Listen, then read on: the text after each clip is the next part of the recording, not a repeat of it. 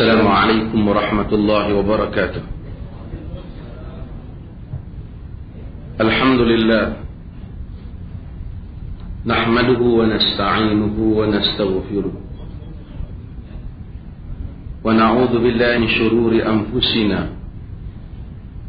ومن سيئات أعمالنا.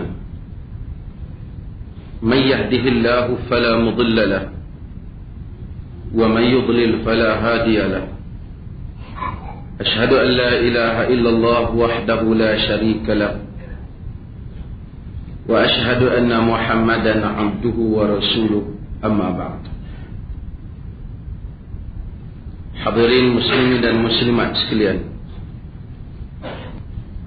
mungkin sebahagian kita yang datang ingin mengetahui apakah perkembangan yang terbaru, dan insyaAllah kita akan bagi tahu perkembangan terbaru. Kita mengaji dulu. Itu semua adalah kabar-kabar. Manusia ni kalau dia boleh berfikir dengan baik, dia akan dapat mengambil pengajaran. Dia ada beberapa sebab khabar berita yang tuan-tuan semua ikuti itu. Suatunya berita itu benar.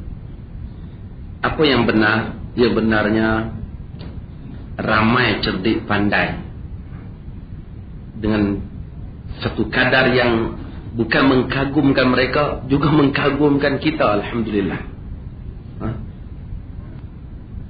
Alhamdulillah, agama ini sentiasa diterima ulul albab, orang-orang yang berfikir. Quran kan banyak. Alhamdulillah, cerdik bodoh tidak menyertainya.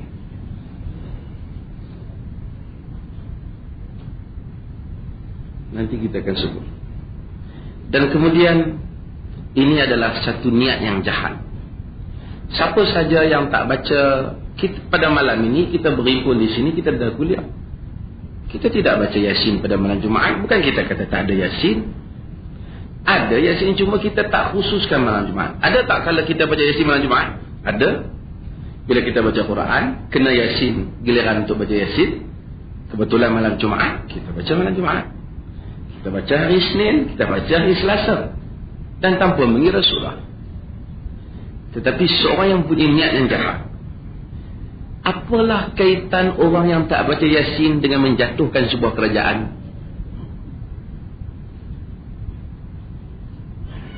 Kaitan itu jauh. Bukan saja kita terkejut, yang di Pertua Agong pun terkejut.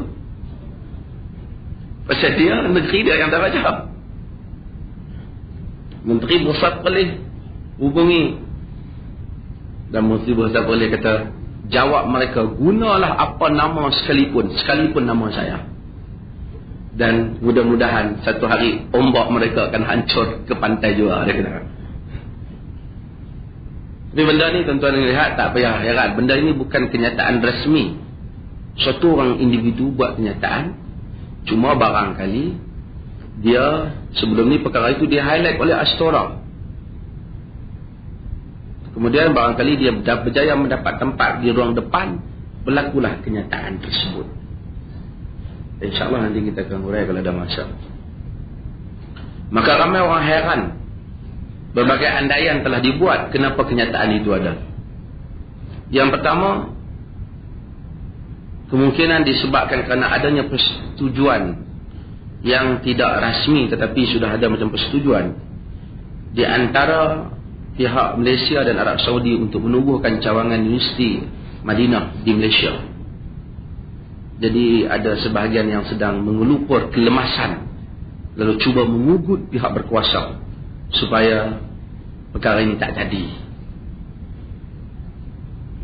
Kedua, ada kemungkinan kerana banyaknya program-program pro-sunnah di sini, iaitu tetapi di Lembah Kelang, yang begitu hangat mendapat sambutan daripada berbagai lapisan masyarakat, terdiri daripada golongan-golongan elit Melayu dan juga pelajar-pelajar universiti. Perkara ini sangat menakutkan. Kemudian dia kata, kita hanya mau Quran, tak mau sunnah. Kita pula tak mau sunnah. Kacau macam ni kata. Arab kata, darabani wa baka. Syatamani washtaka. Dia pukul aku, dia menangis. Dia maki aku, dia pergi mengadu ke orang. Jadi kemungkinan juga ialah mungkin sebahagian kata, tak tahulah ini last-last yang berdengar, sebahagian kata ini ada kaitan dengan calon pilihan raya yang dikatakan juga berpahaman sunnah. Jadi cuba dikaitkan dengan dia. Tak tahulah sejauh mana benda itu betul.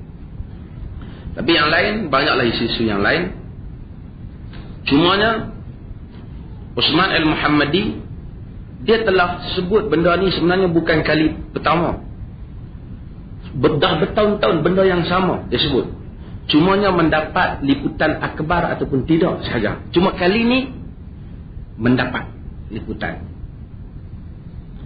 Dia sebut dan tidak pernah lagi setahu kita ada majlis yang dia sebut tak ada orang bangkang. Tak ada lagi. Termasuk ketika dia mengucapkan, kita kata kita tidak Wahabi. Kita tidak mengikut Muhammad bin Abdul Wahab. Kita mengikut Nabi SAW. Apa yang kita amalkan tak ada kena mengena sama sekali dengan Muhammad Wahab. Kalau dia tak mai pun, kalau dia tak wujud dalam muka bumi pun, inilah juga yang kita faham. Tak ada kaitan dengan dia. Cuma dia kata, di antaranya satu majlis, dia menyatakan, dia mengaitkan dengan Muhammad bin Abdul Wahab. Dia menyatakan Muhammad Abdul Wahab ni kata boleh suruh bunuh orang Islam sekalipun orang tu mengucap 2 kalimah syahadah. Ada kitab kat saya, dia kata, dalam forum. Tuan-tuan, itu terang-terang fitnah. Dia kata orang yang mengucap 2 kalimah syahadah belum tentu selamat darahnya. Ketika itu tuan-tuan kalau masih ingat Ahmad Bilal yang ditahan oleh Amerika. Hari itu ada pada UIA yang mereka nak, Ahmad Bilal itulah yang bangun pergi ke mikrofon dan membangkang dia. Dia kata awak jangan cuba untuk buat satu cakap yang tak betul. Dan dalam Islam sendiri, Abu Bakar Siddiq memerangi orang yang tak bayar zakat sekalipun mereka Islam. Dalam Islam ini boleh. Mungkin dia mengucap 2 kalimah syahadah tapi dia buat benda yang boleh diperangi. Dia mengucap 2 kalimah syahadah, kalau dia menghina Islam dia kafir. Dia mengucap 2 kalimah syahadah, kalau dia menghina Al-Quran dia kafir. Ayat Muhammad itu luas. Kita bukan nak bela dia sangat, tapi kita kata awak fitnah satu orang. Kemudian dikaitkan dengan kejatuhan kerajaan Turki. Kita tanya tuan-tuan semua ada sini, daripada hak pandai, hak cerdik pandai, daripada cerdik tak orang pandai. Tuan-tuan, seingat tuan-tuan daripada dulu, siapa dia penjatuh kerajaan Turki? Siapa? Mustafa? Semua orang tahu Mustafa Kamal Ataturk. Mana mati dah berapa puluh tahun, berapa tahun baru mari kerajaan ini jatuh. Mustafa Kamal Ataturk tu dia tak bangkitkan, bahkan pernah ketika dia membelanya.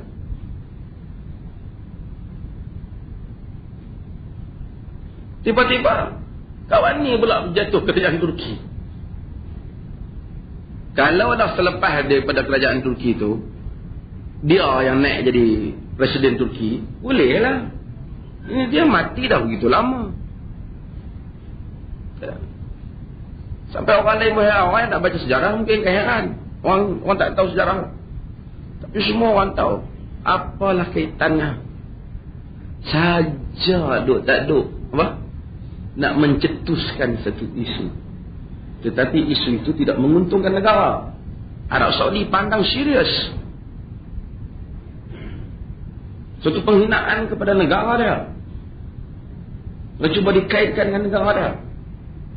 Kedutaannya apa. Tun Rahman Yaakob hubungi saya. Dia kata beliau akan menghantar surat bantahan rasmi kepada Perdana Menteri kerana menyiarkan berita itu akhbar.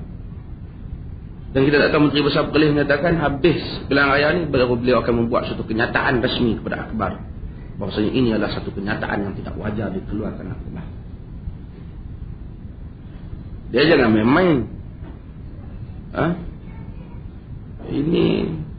Itu bukan kepercayaan satu pihak, kepercayaan ramai orang. Satu orang, tuan-tuan yang mari sini, tuan-tuan tak percaya sini tadi kan? Ada tak di kalangan tuan-tuan ni yang pergi tarik mikrofon orang berjaya singgah, pergi ambil ayam dia surah balik ke? Tak ada. Tak mana yang orang kelak, apa yang pergeseran serius lah? Kita tak pernah kacau pun. Tapi hang tanya kita abang lah. Kita tak pernah kucai. Tapi kalau kita jadi jawatan kuasa masjid, cerita lain lah. Itu benda tu is coming lah. Yang lebih baik ni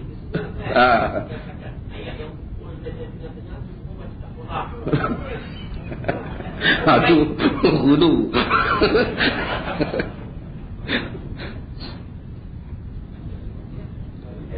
Baik, kembali kita kepada tauhid al-uluhiyah atau al-ilahiyah. Seperti mana yang telah kita nyatakan pada kuliah yang lalu, bahwasanya Allah Subhanahu wa taala apabila menghantar rasul, perkara yang ditegaskan dan ditekankan ialah berhubung dengan tauhid al-uluhiyah. Bukan bermaksud tidak ditekankan berhubung dengan tauhid rububiyah. Tauhid rububiyah ialah tauhid yang asas. Tak mungkin orang akan berada pada tahap tauhid uluhiyah, yakni tauhid yang menyatakan tidak ada diabdikan diri hanyalah kepada Allah Subhanahu wa taala, melainkan telah kuat di dalam dirinya tauhid yang dinamakan dengan tauhid ar-rububiyah. Al-Quran macam-macam cara terangkan kepada kita tentang tauhid rububiyah, uluhiyah. Kadang-kadang Al-Quran perintahkan kita supaya kita menyembah hanya Allah Subhanahu wa taala. An kata, wa'budullaha wa la tusyriku bihi syai'a. Surah An-Nisa ayat 36. Sembahlah Allah dan janganlah kamu menyekutukannya dengan sesuatu pun. Tuan-tuan, ini adalah huraian daripada nota yang saya beri tu. Nota tak ada, tak payah nota tu tuan-tuan tengok saja. Ini huraian saya. Sembahlah kamu Allah dan jangan kamu mensyirikkannya dengan sesuatu.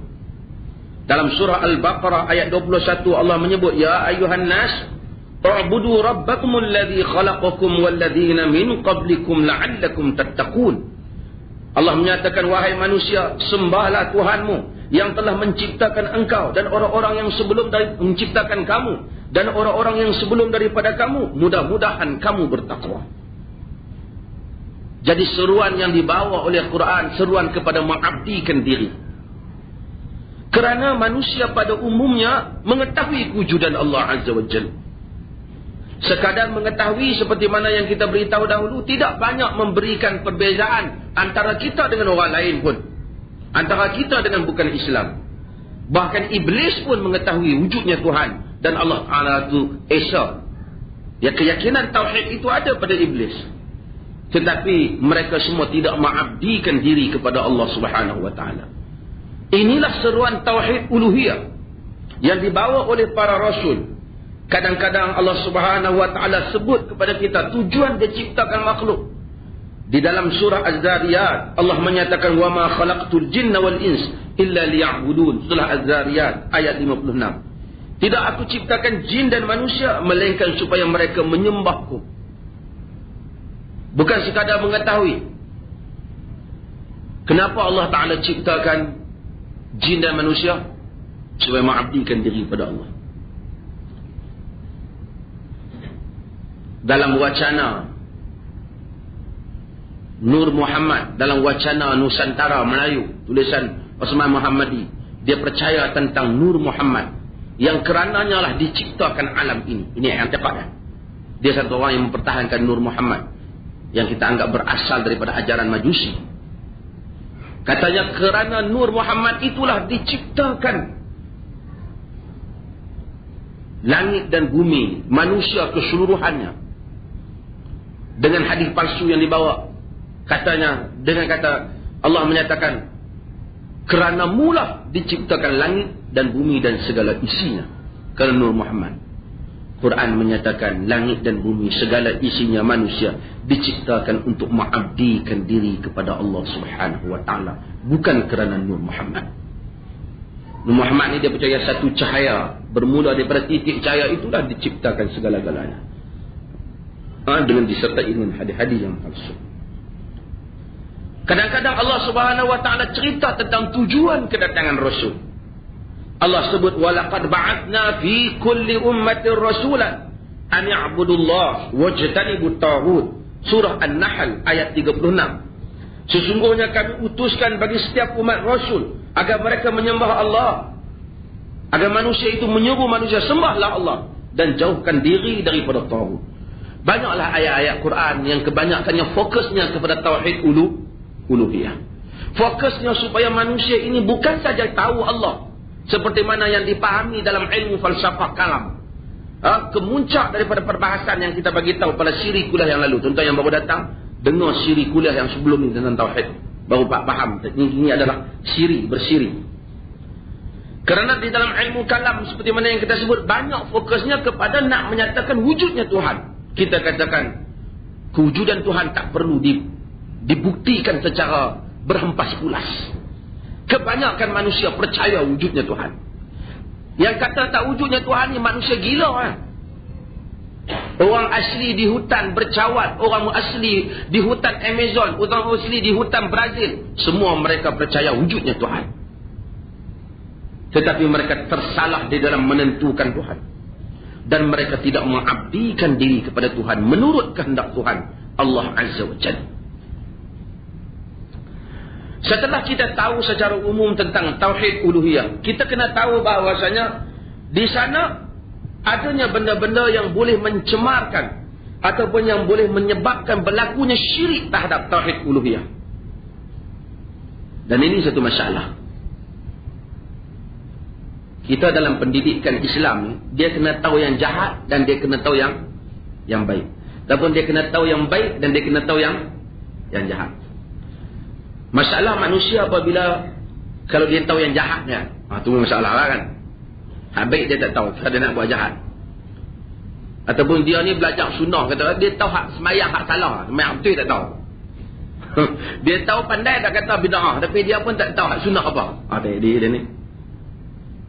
Dan masalah orang juga, kalau dia tahu yang betul, tapi dia tak tahu yang salah. Sedangkan akidah di dalam Islam ni, akidahnya merangkumi pengetahuan terhadap betul dan salah. Macam mana bermula dengan syahadah kita? Bagaimana syahadah kita bermula mengucap?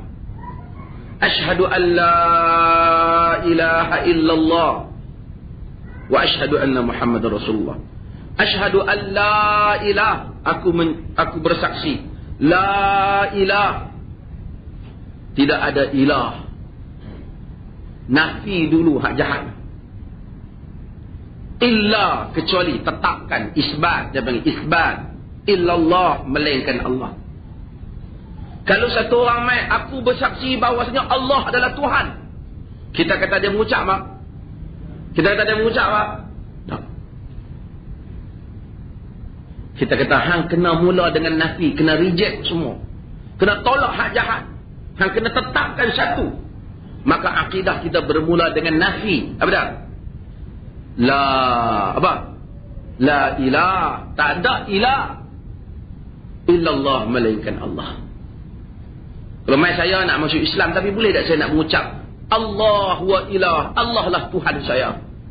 Kita kata jadi ya? Tak jadi. Kerana ia tidak menafikan syirik. Tidak menafikan syirik. Maka akidah Islam ialah akidah yang meruntuhkan jahiliyah dan menegakkan Islam. Orang ni kadang-kadang dia ajak kita tegak Islam, dia tak ajak kita runtuhkan jahiliyah. Tak betul.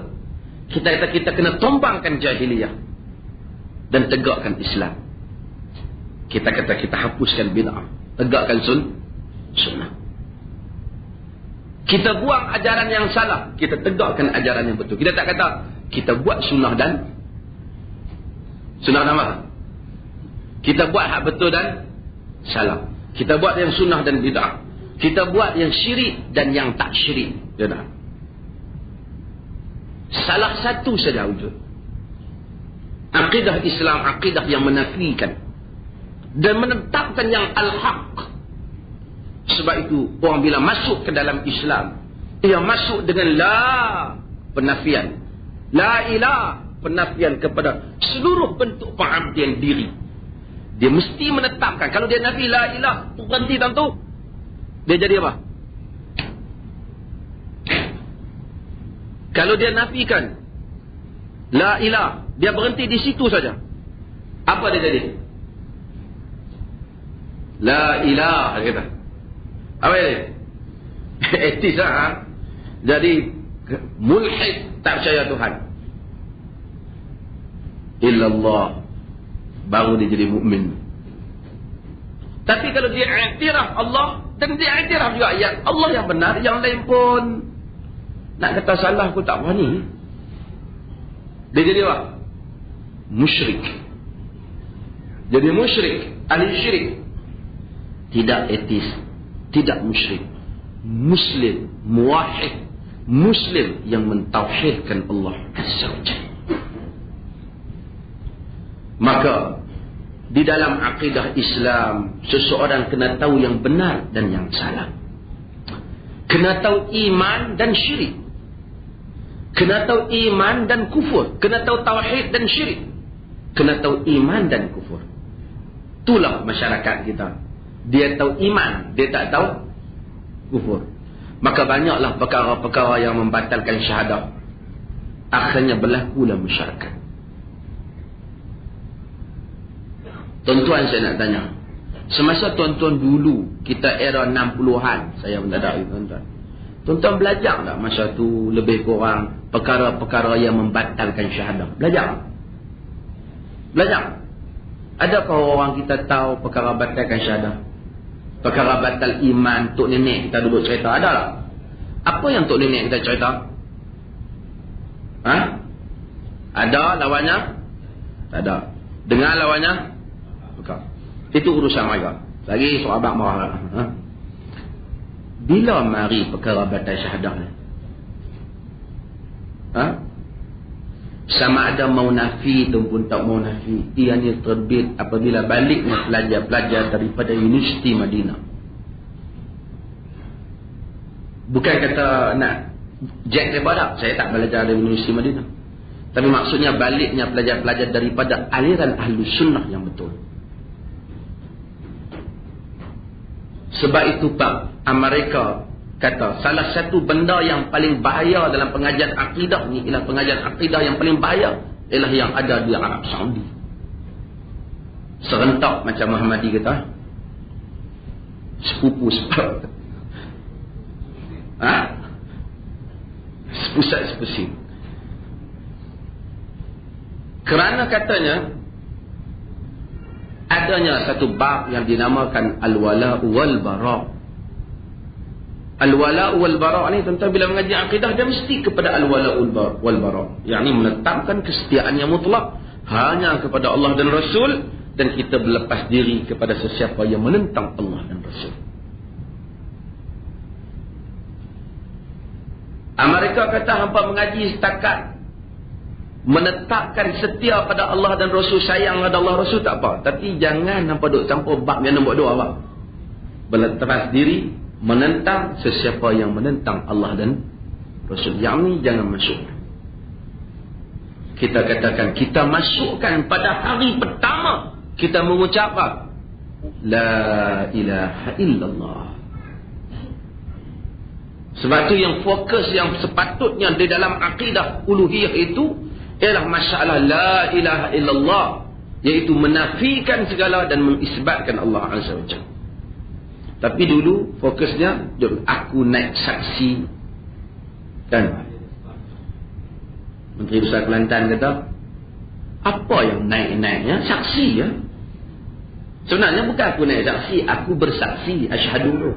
Tapi mungkin bahasa zaman dulu Melayu lama dia jadi aku naik saksi. Mai buat tarikat ni buta perut. Dia tak tahu bahasa Arab. Bila dia tak tahu, dia kata, kalau naik saksi, apa dia saksi tu macam mana yang menyebabkan kita naik? Tahan ni buta perut. Benda ni bukan maksud dia macam tu. Kan? Benda tu maksud dia. Bukan itu maksudnya. Naik-naik ni terjemahan pi Melayu. Dalam Arab, asyhadu ni aku menyaksikan. Ha. Jangan macam orang bang tu, dia tak kata menyaksikan.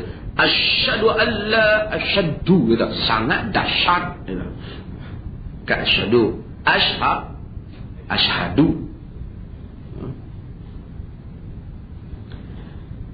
Maka dalam akidah tauhid, sebab itu Huzaifah ibn al-Yaman dalam hadis ringkas, dalam hadis yang diriwayatkan oleh Imam al-Bukhari, dia kata, kana an-nas yas'aluna Rasulullah sallallahu alaihi wasallam 'anil khair wa kuntu as'aluhu 'anil syarr makhafatan an yudrikani. Dia kata orang dulu, orang ramai suka tanya Nabi tentang benda yang baik. Aku tanya Nabi benda yang buruk, takut benda buruk tu kena aku. Umar bin Khattab kata, yushiku an tunqada 'ural Islam, urwatan idza nasha'a fil Islam man la ya'riful jahiliyah. Dibimbangi nanti satu hari akan terongkailah ikatan Islam itu satu rongkai apabila lahirnya di dalam Islam, membesarnya di dalam Islam orang yang tak kenal jahiliyah. Dia kenal Islam tapi dia tak kenal jahiliyah. Dia kenal tauhid tapi dia tak kenal syirik. Sebab itu dia mengucap la ilaha illallah, yang rantai di pinggang, yang gantung tangkai di tangan, yang ikat tanda selang apa, tulis apa nak pelekat di dinding rumah, yang rajah, yang pergi ke bomo, semayang. Main waktu semayang, kadang-kadang tu imam lagi, kadang-kadang tu syiak lagi, tu bilal lagi. Kita kata dia hanya kenal lah tauhid kalau dia kenal lah, tapi dia tidak mengenal apa itu syirik. Apa itu syirik? Dia sebenarnya, dia masuk dulu Islam tu, dia bermula dengan Allah lah Tuhanku, bukan la ilaha illallah. Seakan-akan begitu. Seakan-akan begitu.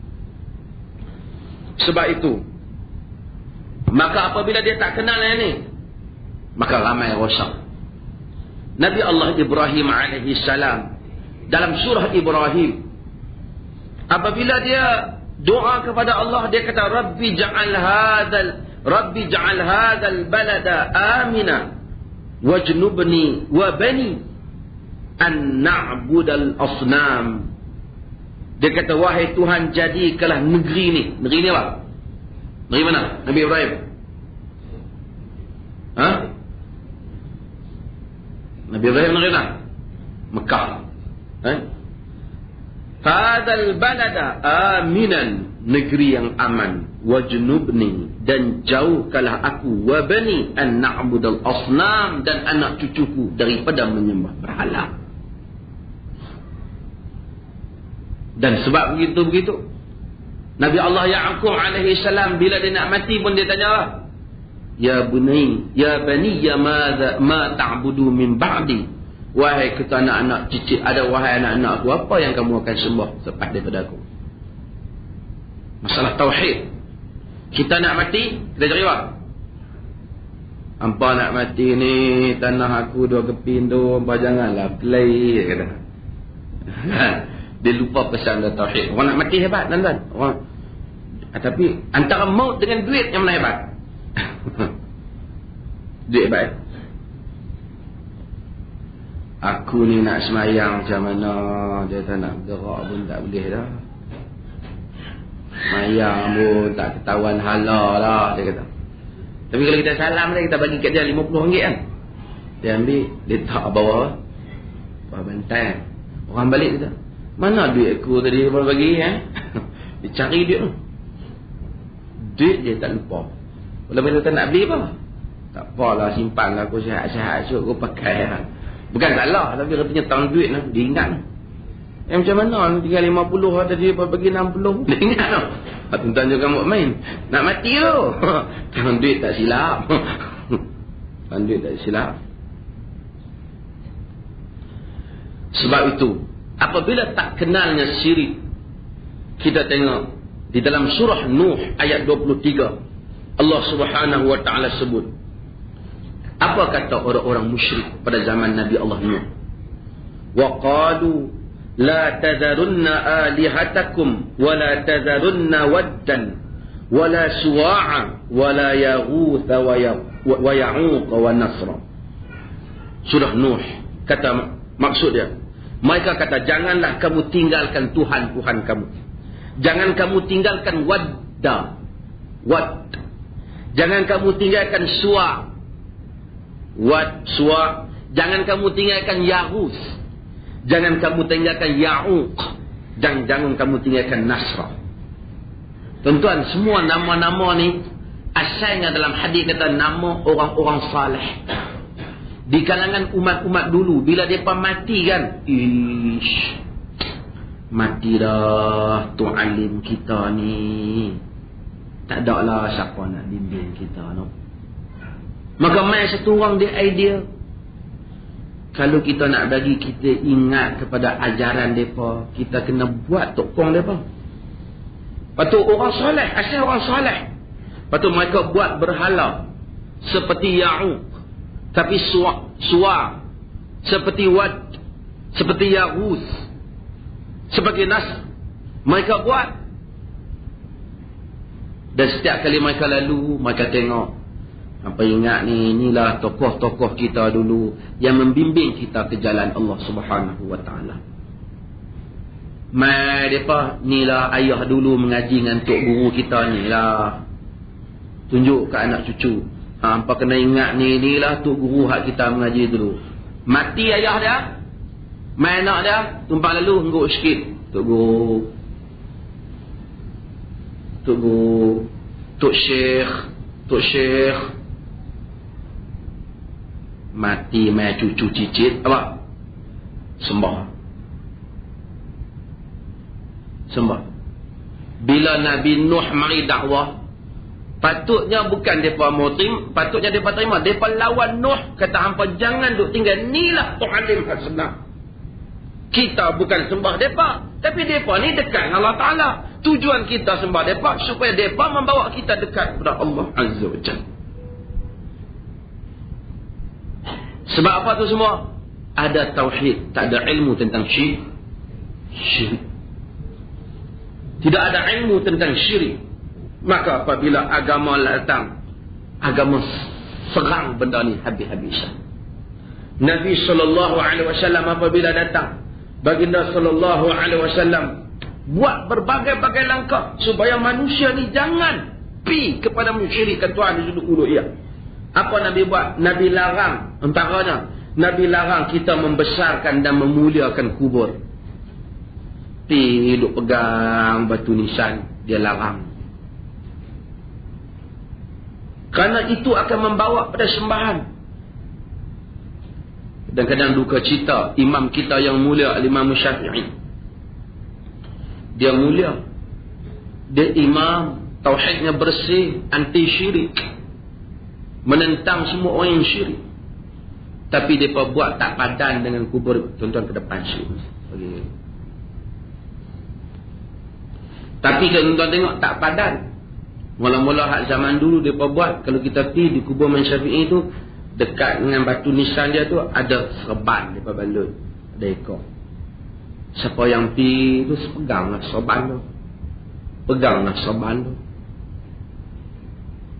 ambil berkat. Kalau Imam Syafi'i hidup, dia cincang habis bapak ni.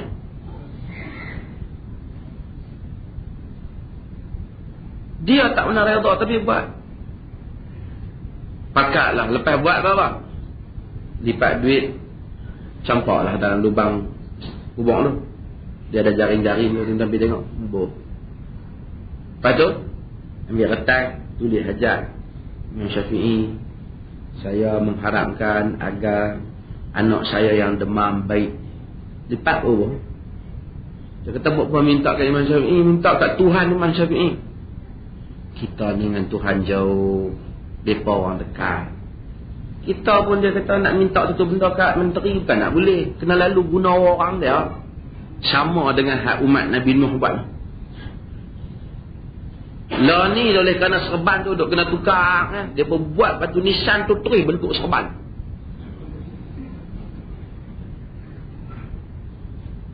Tuan-tuan, duit penuh dalam makan Imam Syafi'i tu. Duit tu habis, kalau kita habang apa? Tengah malam tadi Imam Syafi'i ambil, percaya apa tu? Tak apa kebas. Kaki haduk kelentong duk tunggu tu. Dia tu lah. Dia tu ialah yang pergi buat apa nama batu marmar bekas kononnya tapak kaki Nabi Mazirah kubur Imam Syafi'i tu.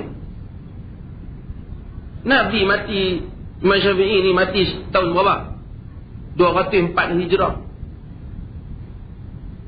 Setelah 190 tahun lebih Nabi mati, baginda wafat. Tiba-tiba Nabi pula ziarah Imam Syafi'i. Kalau orang pergi kubur Nabi, ada tapak atas ni, tapak Imam Syafi'i Imam ziarah, kita kata apa? Boleh lah kot, kan? Kira berat benar lah Imam Syafi'i tu, pijak lekat tapak tu kan? Di batu tu. Tapak lah kata, dari segi sejarah tarikh tu boleh lah kena mengena. Tapi, ada orang percaya. Ada orang percaya. Kubur duit penuh. Orang Malaysia kalau pergi mesti pergi. Kita bukan kata ni imam kita. Tapi kita duka cita dengan apa yang mereka buat di Musa. Saya pernah cerita tuan-tuan. Di Iraq pun macam tu juga. Ada lubang satu. Orang Syiahnya kerja. Di lubang tu dia berkata serdap. Di lubang tu lah dikatakan Imam Mahdi kan keluar. Semua orang demam, sakit demam, marilah minta ambil pasyak di lubang tu. Ada tokih yang tunggu lah. Ambil pasyak, bubuh, kemudian bagi. Ni, sikit begini, pasyak Imam Mahdi. Imam Mahdi yang keluar lubang tu. Syiah, tuan-tuan, sebab dunia Islam ni macam-macam karut dia. Dr. Wali Ani rahimahullah meninggal dah. Dia ni pakar bahagian kajian tentang hadis-hadis fitnah akhir zaman. Dr. Wali Ani kata dia pernah pergi tanya kawan hak jaga tu. Kawan ni pakar, doktor, PhD semua dalam bidang hadis fitnah. Tanya kawan bahagian hak jaga tu. Dia kata sungguh ke Imam Mahdi nak keluar kau ni? Dia kata dia sendiri yang jaga tak percaya. Kalau keluar aku nampak lu aku katok dia dah. Pasal apa nak katok dia? Kalau dan dia keluar aku tak boleh menega apa lah kata. Keluar orang tak mau lah. Lagi dia tak keluar, benda ni dia boleh menega kan lah. Sekali mail RM10, RM20. Dia sendiri pun tak percaya. Inilah tuan-tuan, sebab itu agama ni larang. Dia bataskan kita. Hormat tu alim kita hormatlah, jangan lebih-lebih sangat. Jangan lebih-lebih sangat. Nabi larang daripada menjadikan kubur sebagai masjid. La tattakhidu qabri masjidah. Jangan kamu ambil masjid rumahku sebagai kubur aku sebagai masjid. Sebab itu tak betul apabila orang mati kita buat masjid atas kubur tu. Kita dilarang salat di masjid yang sedemikian. Kerana itu ada unsur syirik. Orang bina masjid kerana nak membesarkan Allah. Ada orang bina masjid kerana nak membesarkan kubur. Di Malaysia Pulau Pinang lah. Apa? Kan kami jelin. Tu depan USM lah tu. Apa nama? Ada di situ satu. Masjid tu dibuat kerana kubur yang ada di situ. Dia just seorang lagu. Naga. Di mana? Batu Bat. Batu Bat mana?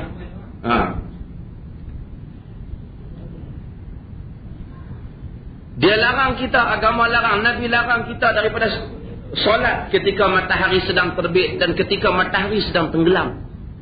Supaya apa? Supaya tak mempunyai persamaan dengan orang-orang yang menyembah matahari. Dia nak apa saja unsur syirik ni, walaupun kita tak niat, dia bagi apa? Jauh daripada awal.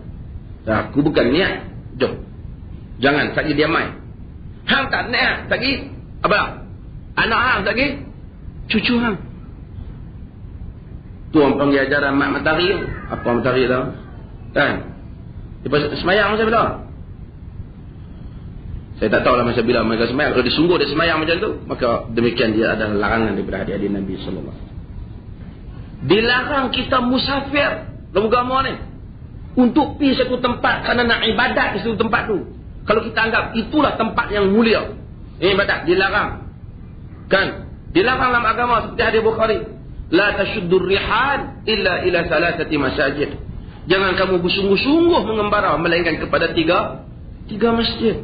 Masjid Hadza wa Masjidil Haram wa Masjidil Aqsa. Masjid aku ni, Masjidil Haram dan Masjidil Aqsa. Kau semata-mata kita hari ni, dia tak semayang sini pahala korang, nak semayang di India. Tak boleh. Tapi kita bukan apa, pergi sana kawan-kawan nak belajar sikit, tak apa. Nak pergi belajar, bukan kerana nak kata di situ afdal. Hatta kalau bulan puasa kita pergi lintas kerana pergi semayang di petani. Sana semayang bagus. Tak ada beza dengan sini. Sana pahala banyak sikit, sana.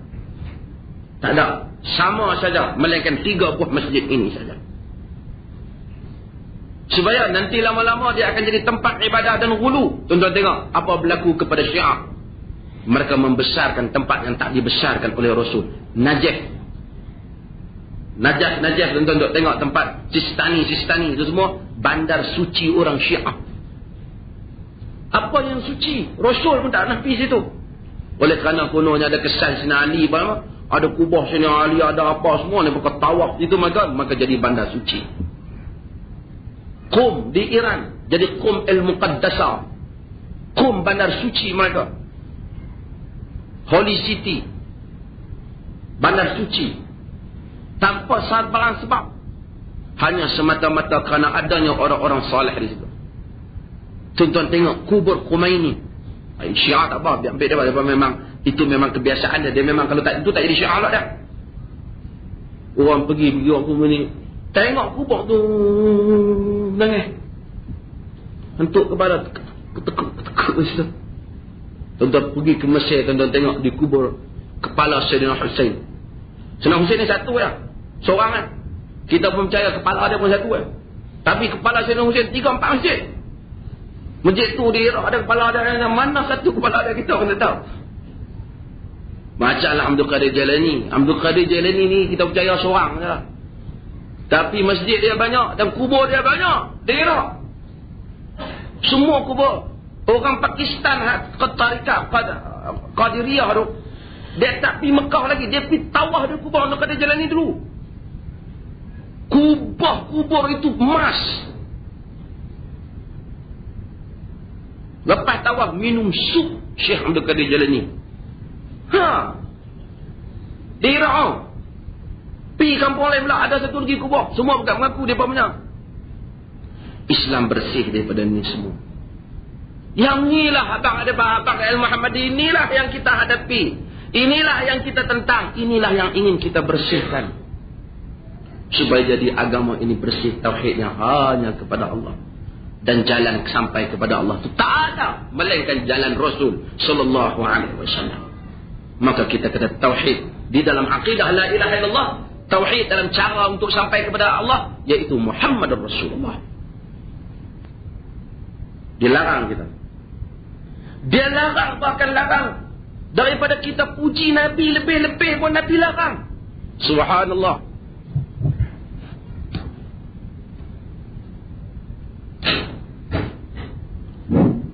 Dalam akidah Islam, dia ni kalau tengok duit kita banyak kan? Dia buat pangai.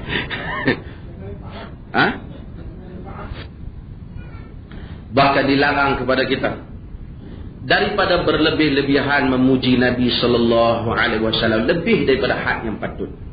Dalam hadis yang diriwayatkan oleh Bukhari dan Muslim, Nabi kata, "La tutruni kama atratin nasara ibn Maryam. Innama ana abdun faqulu Abdullah wa rasuluh."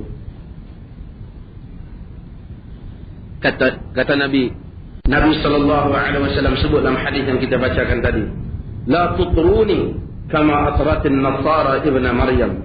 Innama ana abdun faqulu Abdullah wa rasuluh." Jangan kamu berlebih-lebih dalam memuji aku, seperti mana yang dilakukan oleh orang-orang Nasara kepada Isa bin Maryam.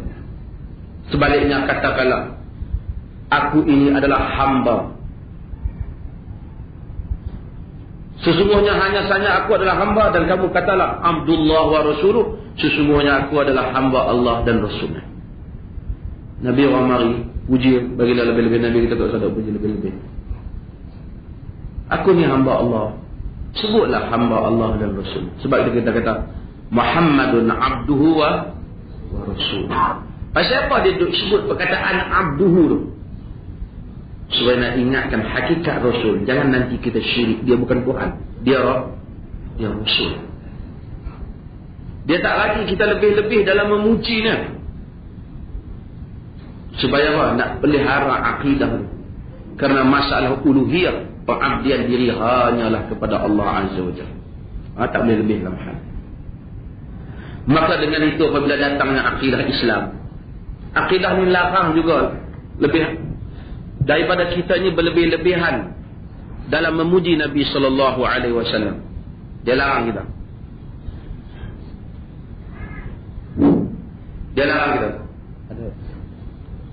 Dia larang kita daripada berlebih-lebihan memuji Nabi SAW. Nanti akan membawa berlebih-lebihan tu kepada akhirnya menjadi syirik. Nabi pun orang tak puji lebih-lebih. Kita kata Muhammad Rasulullah wa abduhu wa rasuluh. Hamba Allah dan Rasulnya. Hamba Allah dan Rasulnya. Banyak berulang-ulang yang Quran. Hamba Allah dan Rasulnya. Hamba Allah dan Rasulnya. Tu kita asyhadu anna Muhammadan abduhu wa rasuluh. Saya pergi dengan salah seorang. Sekali saya nak makan dengan salah seorang tokoh gambaran negara. Mayang lepas balik daripada semayang di Masjid Nabi. Cerita kan. Lepas makan, dia kata orang sini teruk. Pasal apa tu? Saya semayang tadi, orang sebelah saya dia mengucap wa asyhadu anna Muhammad Abdul Wahab Rasulullah. Saya kata jangan main tu. Betul saya dengar di sini. Tentu kadang-kadang manusia ni bila dia tak setuju kan, dia tutup semua benda. Pertama, kita pun duk dengar azan Saudi tu ada pada sebut macam tu dalam azan tu kan. Kalau dia nak sebut kan azan tu, dia dah sebut asyhadu anna Muhammad Rasulullah. Dia kata saya dengar. Saya kata Datuk, dalam hadis syahadah dalam tasyahud ini ada beberapa cara. Antaranya macam baca riwayat Ibn Abbas wa asyhadu anna Muhammadar Rasulullah.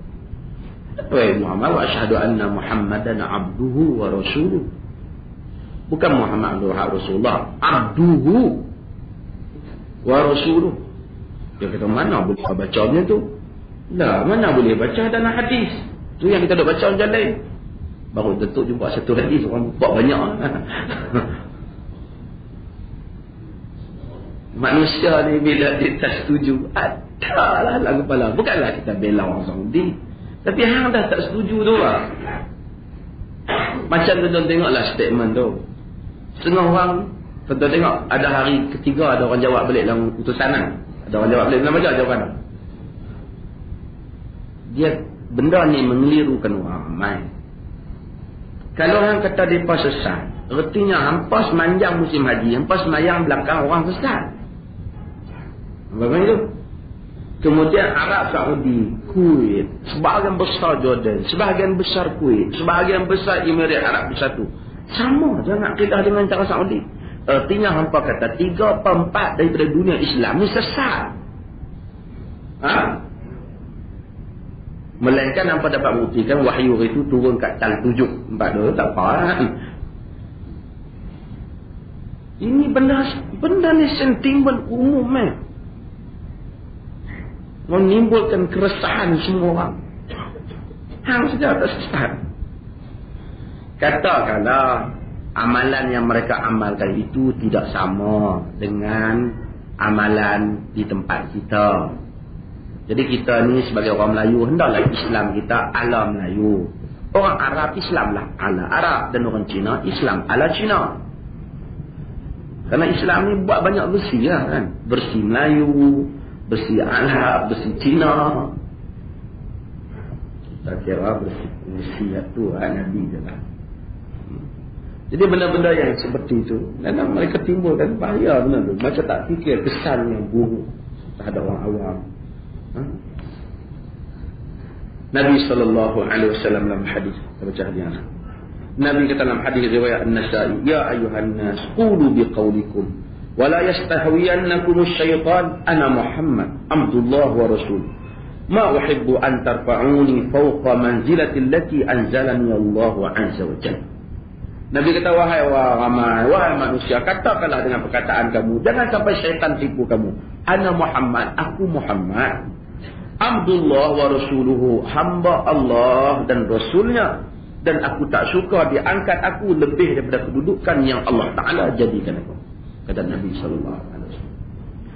Apa dia kepentingan untuk kita wajib beriktikad Muhammad itu hamba Allah, Rasulnya bersifat dengan sifat manusia. Apa kepentingannya?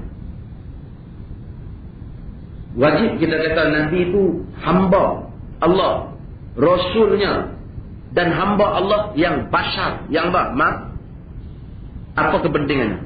Kenapa Quran selalu Qul innama ana basharun mithlukum, katakanlah aku ni manusia macam kamu. Siapa dia suka nak Quran nak tekan benda tu? Sekurang-kurangnya ada dua benda penting. Yang pertama, dia tak mau nanti orang angkat Nabi ni sama dengan Allah. Dia takkan kot, jangan mintakan kot orang telah angkat Isa bin Maryam jadi anak Tuhan.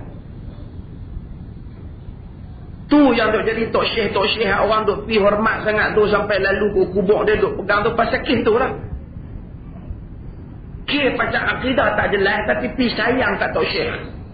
Patutnya jelas. Kita sayang sebelum nak sayang ke Nabi, jelas dulu akidah tauhid dengan Allah Azza wa Jalla, baru sayang ke Nabi. Jadi sayang kita dengan Nabi tu, kita tak kata ya Rasulullah tolonglah aku, kita tak kata wahai Rasulullah selamatkanlah aku, kita tak kata. Kita kata apa? Kita kata ya Rasulullah. Apa? Kalau kita ya Rasulullah salamullah alaik, wahai Rasulullah salam Allah kepada kamu, itu boleh kata. Habis ini kita selawat kepada Nabi. Tapi bila kita nak minta, kita kata ya Allah. Dulu kubur Sa'ad bin Abi Waqqas di Hijaz, orang berkumpul, ya Sa'ad, wahai Sa'ad. Mari ulama-ulama sunnah kata jangan minta kat Sa'ad, minta pada Tuhan Sa'ad. Apa nak minta pada mereka?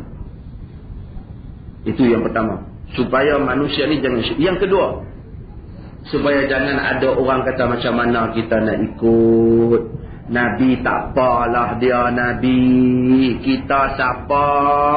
Jangan benda ni timbul. Benda ni tak boleh timbul sebab Qul innama ana basharun mislukum, katakanlah aku ini manusia macam dengan kamu. Jadi tidak hulu dia panggil di dalam Nabi, mengenai Nabi sallallahu alaihi wasallam. Demikian kita tidak hulu mengenai orang-orang saleh. Tetap hulu mengenai orang saleh. Kita kena hormat kat Tok Syekh, sebab tu tuan-tuan tengok siapa hak tu hormat kat Tok Syekh dah lebih-lebih tu. Kita kata hang yang lebih lah. Membesar kata, hormat orang alim bagus. Hormat orang alim bagus. Lebih-lebih tak bagus. Kita tolong tengok Tok Syekh kita turun bawa beg dia tak apa lah. Kan? Tolong kerja dia bagus ya. Ini sebagai bekas minum dia, bekas apa ambil simpan, gigi abuya, simpanan cermin. Kita kadang-kadang kesian orang tu tak mengenal tauhid, ikut tauhid salafus salih. Kesian dia bang. Gigi setakat kenang-kenangan tu boleh lah kan. Tapi nak simpan gigi dia nak buat apa? Dia simpan gigi doktor gigi ya. Gigi dia elok nak buat contoh. Dia simpan gigi, cermin mata hak pecah. Ini semua hulu dalam orang-orang salih. La tuturuni kama ataratin nasara ibn Maryam. Jangan kamu lebih-lebih memuji aku seperti mana lebih-lebihnya Nasara memuji Ibnu Maryam. Nabi pun tak bagi puji dan lebih. Hadis sahih itu riwayat Bukhari dan Muslim. Waktu orang tak panggil ya Rasulullah aghithni, wahai Rasulullah selamatkanlah aku. Syirik. Kata Ibnu Taimiyah, fa kullu man ghala fi nabiyyin aw rajulin salihin وجعل فيه نوعا من الإلهية مثل أن يقول يا سيدي فلان انصرني أو أغثني أو ارزقني أو أنا في حسبي ونحو هذه الأقوال فكل هذا شرك وضلال ويستتاب صاحبه فإن تاب وإلا قتل فإن الله سبحانه وتعالى إنما أرسل الرسل وأنزل الكتب liyu'bada wahdahu la syarikalah. Apa kata Ibnu Taimiyah? Ibnu Taimiyah kata, setiap orang yang melampau mengenai Nabi ataupun orang yang saleh sehingga dia menjadikan unsur ketuhanan Seperti dia kata, wahai sayyidi, wahai tuanku, tolonglah aku, wahai fulan, tolonglah aku, selamatkanlah aku, berilah rezeki pada aku. Semua perkataan-perkataan ini ada syirik, sesat, yustatabu sahibuhu, dan diminta bertaubat orang yang kata. Tu tuan-tuan hak nak pergi kubur panggil dah. Dia tak taubat. Wahai Syekh Abdul Qadir Jalani, sembuhlah anak saya. Dia minta taubat. Kata Ibnu Taimiyah, fa in taba, sekiranya dia taubat, wa illa qutil, jika tak bunuh. Tapi jangan menjolok bunuh lah. Dia kerja apa? Pemerintah. Kalau tidak, suruh dia taubat. Pemerintah suruh dia taubat. Kalau tidak, bunuh. Kalau tidak, bunuh. Fa inna Allah subhanahu wa ta'ala innama arsala rusula wa anzala al-kutuba liyu'bada wahdahu la syarikalah. Karena Allah Ta'ala dihantar rasul dan turunkan wa anzal kutub, dan turunkan kitab untuk dia disembah hanya dia, jangan disyirikkan dengan apa-apa. Hadirin mukminin dan mukminat sekalian, inilah akidah Islam yang bersih, yang menjaga, Nabi jaga daripada unsur-unsur syirik terhadap tauhid uluhiyah. Seperti mana yang kita senaraikan tadi, semua unsur yang menjejaskan tauhid uluhiyah. Kadang-kadang kita tengok kenapa dia larang kita buat binaan takubah, dia nak jaga tauhid uluhiyah. Kenapa dia larang kita sembahyang, solat ketika waktu nak terbenam matahari, dia tak mau kita sama dengan orang yang syirik. Itu menjejaskan tauhid uluhiyah. Kenapa dia larang kita memuji dia lebih-lebih, dia nak jaga tauhid uluhiyah. Kenapa dia larang kita bermusafir satu tempat dengan anggap tempat itu ibadat khas, dia nak larang tauhid uluhiyah. Tapi kalau satu orang, tuan-tuan, tadi saya silap pula, kita duduk satu tempat, kita pergi semayang satu tempat. Kenapa pergi semayang masjid tu lalu? Masjid tu lebih pahala lah. Dia tak ada. Masjid tu khusyuk sikit, tu imam dia macam sedarik. Masjid dia pun sunyi, tenang, elok, tak serabut je lah. Itu semua bukan dia pergi untuk beribadat khas. Itu dia pergi cari apa? Cari ketenangan. Tapi kalau dia kata di situlah tempat yang doanya mustajab, makbul, di situ. Ini semua. Melainkan dia kata aku pergi masjid tu orang dibina lebih baiklah aku ingat, sebab dibina dengan infak, orang-orang yang ikhlas, bukan bercampur duit dah. Itu sudut lain. Itu sudut lain. Itu mungkin. Tapi bukan berarti ada satu tempat khas. Ada, dia larang di dalam hal. Wallahu ta'ala a'lam. Kita buka pada soalan. Soalan.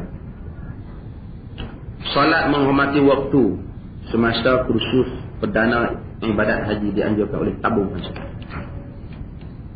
Tuan-tuan, ada beberapa pendapat sini, tapi saya nak tanya. Solat menghormati waktu tu, kita solat. Tuan-tuan, kalau sekiranya kita tidak ada air, kita dikurung di dalam satu bilik oleh orang jahat, air dia tak bagi, air minum saya dah bagi, debu pun tak ada, licin-licin tempat tu, solat ataupun tidak kita? Solat. Kalau dia kurung kita 2 tahun, solat dah tidak. Lepas tu hari keluar 2 tahun kena qada. Kena qada ke tak? Pasal apa anak dah kata terbang kena qada? Sebelum kita nak solat menghormati waktu ni, sah atau tak sah?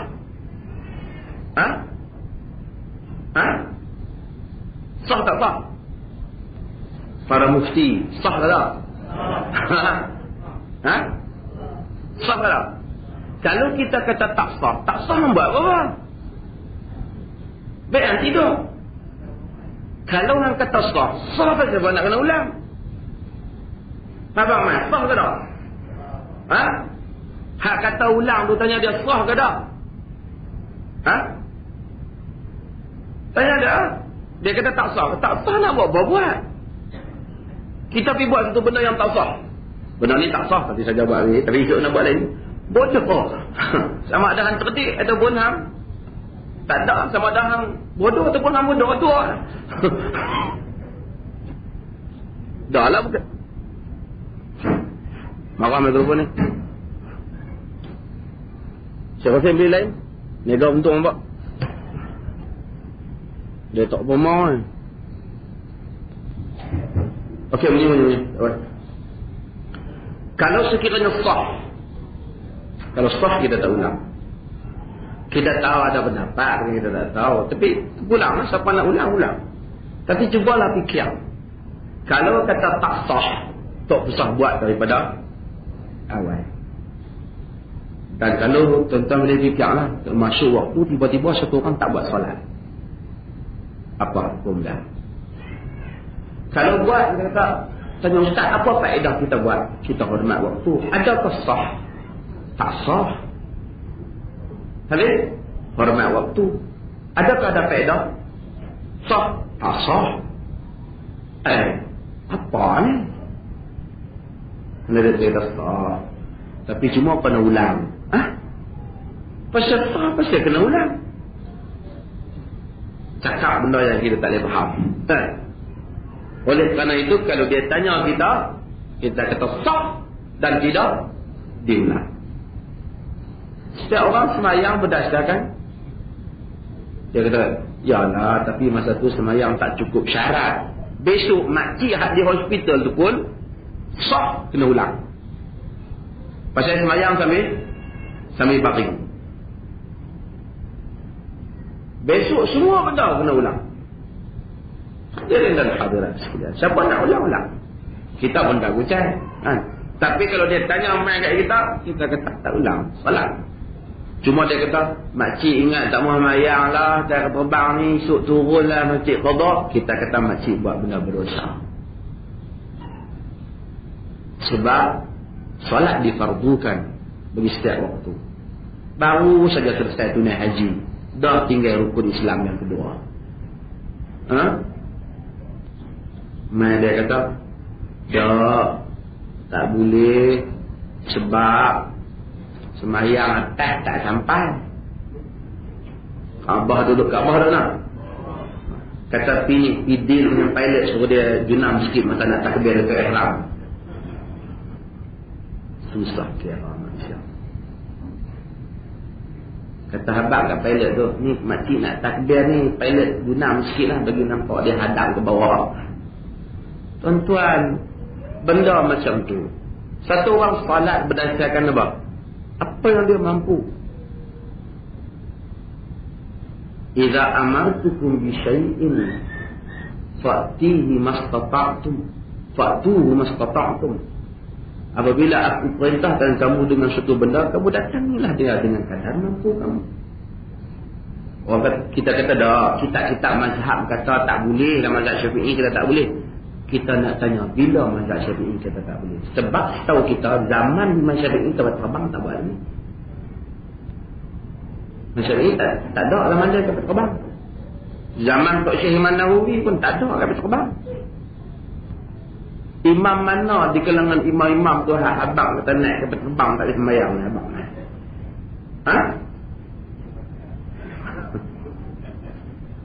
Imam mana abang? Kalau dia kata ni tutup buku yang kemudian abang, tak boleh. Pasal hampa kata pintu ijtihad tertutup. Bila pintu ijtihad tertutup, ni benda baru, hampa jangan ijtihad. Banyak. Tuan-tuan semayang lah, yang penting naik atas kebang sampai waktu tanya lepas semayang. Ayat tu semayang, orang putih pun masuk Islam, mereka dulu semayang. Kita jadi makji tak semayang. Semayang. Dia kata, sah tak sah ni kita tak pasport lah. Allah Azza wa Jal suruh kita buat dengan kadar mampu kita. Jalla wa'ala. Yang masalahnya tak semayang. Kalau di atas kaedah tak cukup syarat tak boleh semayang, orang duduk dalam penjara tak ada ayam 3-4 tahun pakai tak semayang buat tu. Allah Allah. Ada soalan. Dia ambil kesempatan ziarah kubur alim. Kalau ialah kita lalu satu tempat ada orang saleh. Orang tak saleh, kita ziarah kubur ni disunatkan bagi orang lelaki untuk mengingati hari kiamat dan mengingati kematian. Lalu kita assalamualaikum ya Allah. Kita doa, tak ada apa. Tapi kita jangan hulu. Ni sejak pergi ziarah kubur ni lah balik nampak mau sikit ni. Yang tu tak. Kita kata dah lalu lah kita sekadar ziarah macam mana kita ziarah kubur orang lain. Nabi lalu dan baginda pernah ziarah Baqi', ziarah kubur Hamzah, ziarah kubur sahabat, dan ziarah kubur. Seperti mana kita menziarahi kubur orang lain dengan tidak ada sebarang i'tiqad bahawasanya ini menyebabkan doa diterima, dia ni boleh dimusnahkan. Ini semua tidak disertai dengan i'tiqad. Tapi semata-mata kita duduk di sini bermusafir nak pergi ke Kelantan kerana nak pergi ziarah kubur untuk kenali, tak disuruh oleh agama, bahkan bercanggah dengan hadis tadi. Tapi kita dah pergi, hari itu kita pergi rumah Abdullah Qari. Dekat tepi itu tubuh untuk berkenali. Kita pun lalu bagi salam, Assalamualaikum. Untuk semua ahli kubur, termasuk kubur dia. Semata-mata nak pergi, jangan. Ia akan menimbulkan hulu, melampau. Nanti orang semata-mata bermusafir. So, kena bermusafir untuk satu tempat yang dianggap berkat. Itu satu ibadah khusus. Atau satu ibadah. Maka itu tidak boleh dibuat. Ada kesalahan? Menara masjid ada tinggi tak? Ya. Untuk apa menara? Ha? Kalau orang Islam duit dia banyak, menara tu ada faedah lah untuk meninggikan apa? Syiar. Satu lagi untuk azan tu lebih sampai jauh. Tidak mengapalah menara tu. Tetapi kalau orang bagi duit untuk masjid, semata-mata nak buat menara yang cantik menghias masjid, pihak yang buat kena ganti. Kena ganti.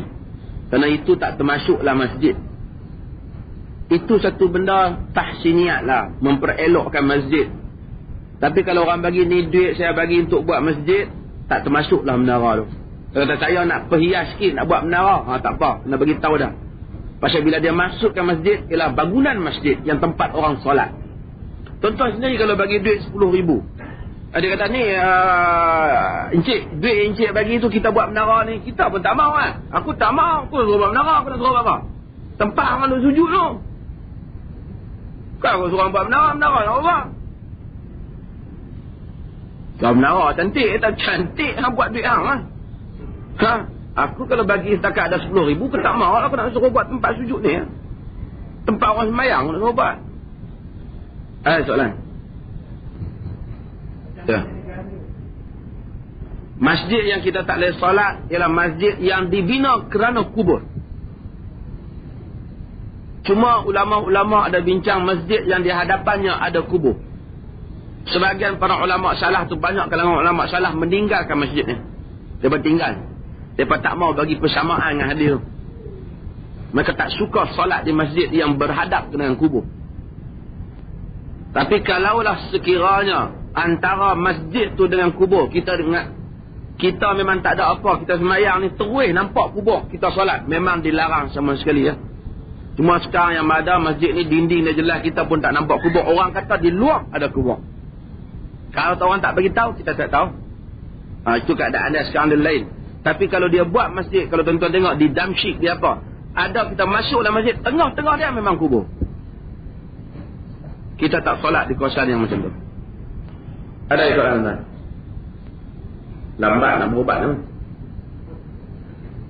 Ada soalan? Tak ada betul. Tuan-tuan hadirin dan hadirat sekalian, sekali lagi saya sebut. Yang pertama, supaya kita di sini jelas. Kita tidak bimbang, tapi kita jelas. Pertama, orang-orang yang mengikut pengajian berdasarkan cuba berusaha balik pada Al-Quran dan Sunnah, tidak sama sekali ada kaitan dengan apa itu yang dinamakan dengan Wahabi. Tak ada kaitan. Tidak ada kaitan dengan aliran ini, dan aliran ini hanyalah satu perkataan yang cuba diwujudkan. Orang nak balik, adakah dengan orang cuba nak beramal besok? Tuan-tuan semua tahu, semayang hari raya sunat dia buat di tengah lapang. Kalau tuan-tuan beritahu orang ramai, tuan-tuan akan dikata pada hari itu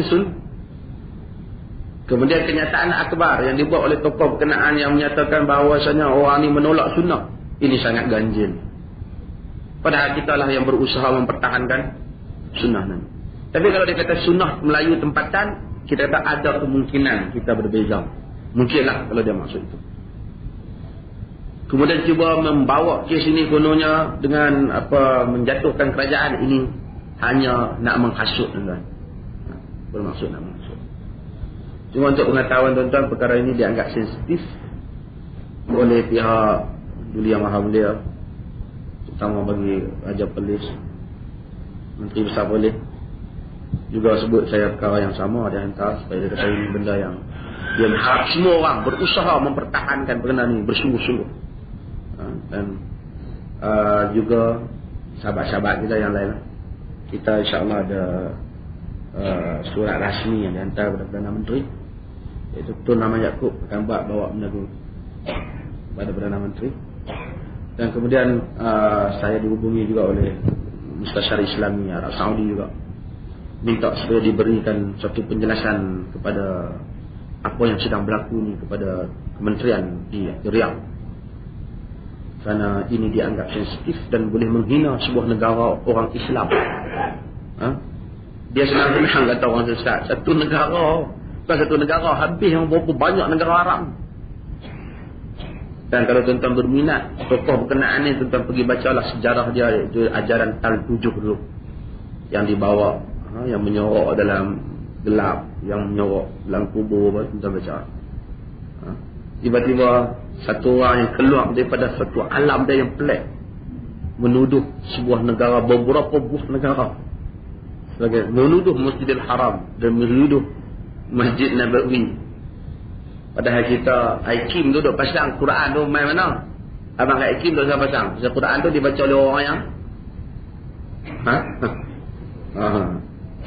dibaca oleh orang Wahabi. Jadi ini semua tuan-tuan satu sentimen. Keadaan tak ada apa. Orang tak pernah bergaduh pun. Malam ni tuan-tuan yang mari saya sebut, tuan-tuan tak baca Yasin ramai-ramai pada, bukan orang tak baca Yasin, lagi kata kita menolak baca Yasin. Adakah menolak baca Yasin? Yasin satu surah daripada Al-Quran. Cuma tak menentukannya pada malam Jumaat. Kita baca malam lain, kan mesti malam Jumaat. Kalau dia ajak kita, malam esok kita ajak baca. Dia akan kata apa? Mana boleh baca malam Sabtu? Kata kami hanya tak menetapkan malam Jumaat. Kamu menafikan 6 malam yang lain. Kan? Untuk surah dalam Quran. Kita tak kata. Sepanjang orang yang tak baca ataupun dia tak pernah duk kucai siapa kan. Pernah kata tuan-tuan yang tak main tu, malam ni tuan-tuan nak agak orang ni, malam Jumaat juga kita buat surah Yasin. Tak pernah orang buat benda ni semua. Apa nak baca. Apa nak tak ayat di tengah, apa tak. Kalau apa nak keliling kuala pun kita tak kata apa. Kita tetap menganggap itu adalah air mutlak yang boleh diambil wudu, kan. Kalau hampa nak baca untuk menghukum dam pun, kita jemput. Kan silau lah. Kan? Cuma nampak tak? Adakah benda tu bunyinya pecah belah? Tak ada. Satu orang lepas semayang, Assalamualaikum warahmatullahi. Assalamualaikum warahmatullahi. Kita wirid perlahan. Kemudian kita zikir perlahan. Kita doa secara perlahan. Apa kaitan dengan pergaduhan orang Islam? Tuan ni yang kata sengaja nak buat cerita kan. Masjidil Haram ni besar tu. Masjid Nabi semua banjir kebanyakan negeri Arab. Mana ada bising? Assalamualaikum warahmatullahi. Assalamualaikum warahmatullahi. Dia kata, mereka ni tak berdoa. Jangan cakap orang tak berdoa. Rokok, sujud orang berdoa. Sebelum bagi salam orang berdoa. Cuma kita nak tanya, Pakcik berdoa, Pakcik?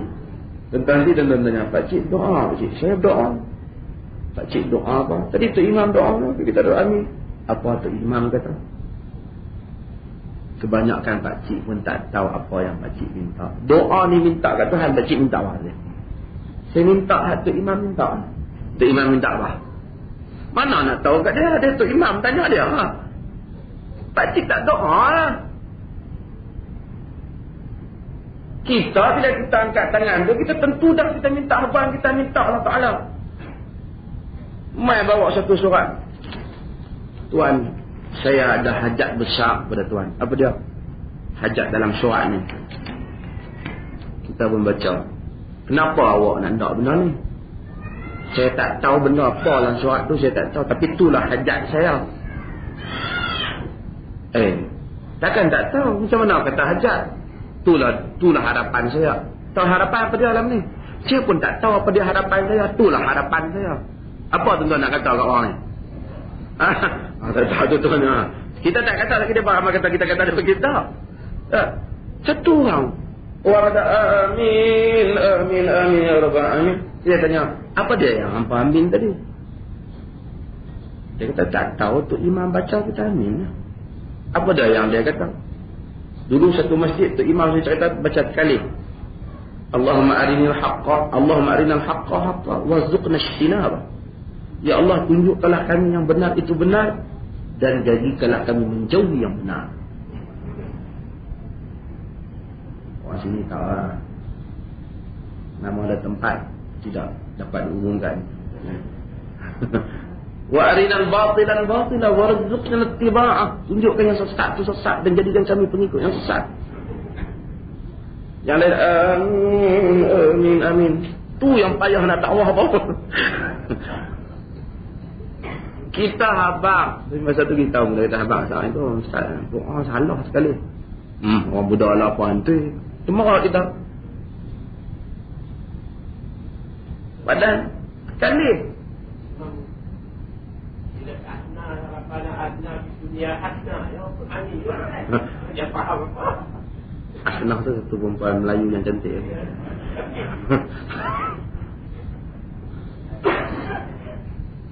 Jadi tuan-tuan, janganlah kata tak doa. Orang doa cuma tak beramal. Tak beramal. Hajat kita tak sama dengan hajat tu imam. Tu imam pun sendiri, setengah tu imam tu tak tahu juga apa hajat dia, kan? Dan saat kau untuk imam, tadi doa untuk imam betul cantik untuk imam. Apa maksud doa untuk imam? Saya pun tak tahu, dia hafal doa ni. Dia pun kata, satu orang kat tengah, tak mau doa orang. Lah, doa saya, aku nak nikah dengan janda lah, nak nikah sekali. Takkan. Baru dia tak. Nak nikah sekali ya. Macam tak sama. Apa lah. Dia kena lucu.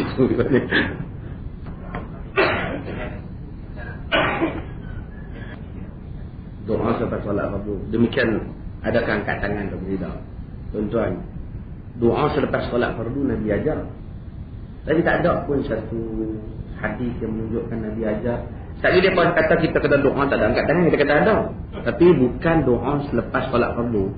Setiap kali lepas doa solat fardu Nabi angkat tangan, tak pernah ada dalam hadis. Nabi kata Allahumma a'inni 'ala zikrika wa syukrika, tapi dia tak ajak angkat tangan. Lepas hari salam tu seorang wirid lah. Mungkin hari itu kita tak doa, kan? Lepas-lepas kita wirid, kita bangun. Dia buat apa yang tak doa, tak betul. Doa kita doa cuma angkat ataupun tidak. Cuma baginda Nabi bila dia ada hajat yang penting, baginda angkat tangan. Bukan mesti lepas solat fardu. Apa-apa hajat dia bila mustahab baginda angkat. Mungkin kita angkat tangan kadang-kadang kerana kita ada satu hajat. Mungkin kita kadang-kadang salat bangun. Baca teks Al-Imam Syafi'i dalam Al-Quran.